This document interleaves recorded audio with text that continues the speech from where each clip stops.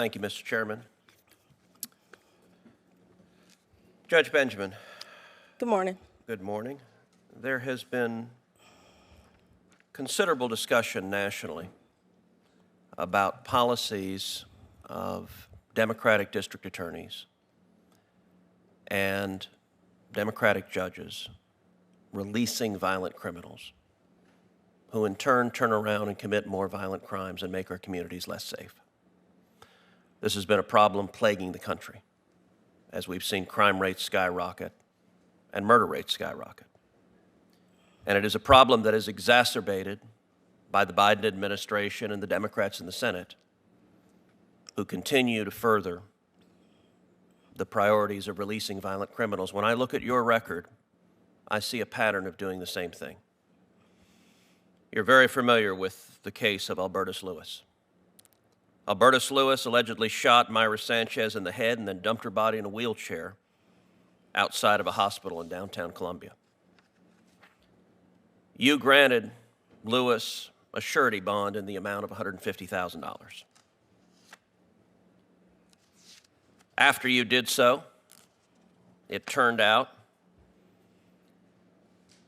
that Lewis was involved in yet another violent incident when police responded to a domestic violence scene involving Lewis, where a woman called 911 saying Lewis had a gun and was setting things on fire.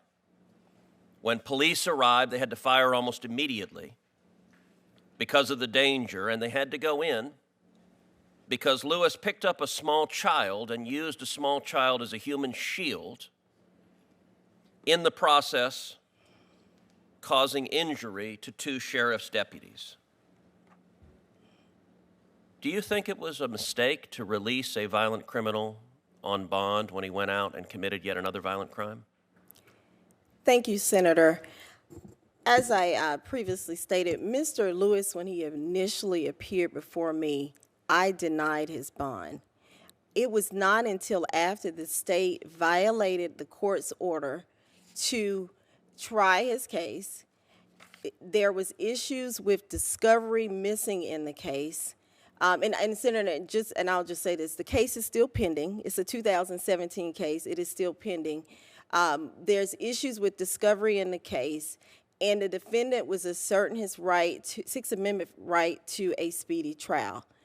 That was after 2 years when he initially appeared before me, and I denied his bond.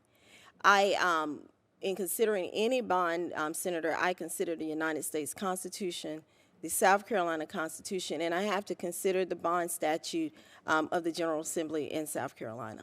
Okay, so you just said you did it because of a speedy trial claim. What is the remedy for a speedy trial claim? The remedy for a speedy trial claim is dismissal. So you didn't do that, did you? My consideration was based on him violating the court's previous order of not trying the case. It was By the way, not what's the Fourth Circuit precedent on speedy trial claims? And isn't it in fact the case that the Fourth Circuit has repeatedly held that substantially longer delays don't violate the speedy trial clause? Well, I think there's an analysis that has to be done. Did you engage in that analysis? Yes, and part of that analysis is that the state has to give a reason as to why they did not try the case. And in that case, the state did not have a reason whatsoever. So you said you engaged in that analysis. Did you write an opinion? Did you explain your reasoning from the bench? I don't recall. I do not recall, but we do not usually have published opinions in South Carolina. Well, you know, the court they've appointed you to, that's what they do. And yes, I understand that. So I'm going to give you a chance to answer my question again, because I started with, do you think it was a mistake to release a violent criminal who turned around and injured two sheriff's deputies and held up a little child as a human shield? Was it a mistake? Thank you again, Senator. Once again, I consider the issues before me. I consider the Constitution of the state of South Carolina, the United States, and the bond code. And but you know, that's not any comfort to the families of the sheriff's deputies who were shot by the violent criminal you released. And you have a pattern of doing so in other cases as well, including releasing one of the people involved in yet another murder of Kelly Honeywell, a 33-year-old single mother of 4 who was murdered, shot during a robbery, and you released one of the individuals involved in that. And listen, what I find amazing is the Biden administration claims they bear no responsibility for releasing violent criminals who turn around and murder people. But then President Biden keeps nominating judicial nominees who have a history of releasing violent criminals who turn around and murder people.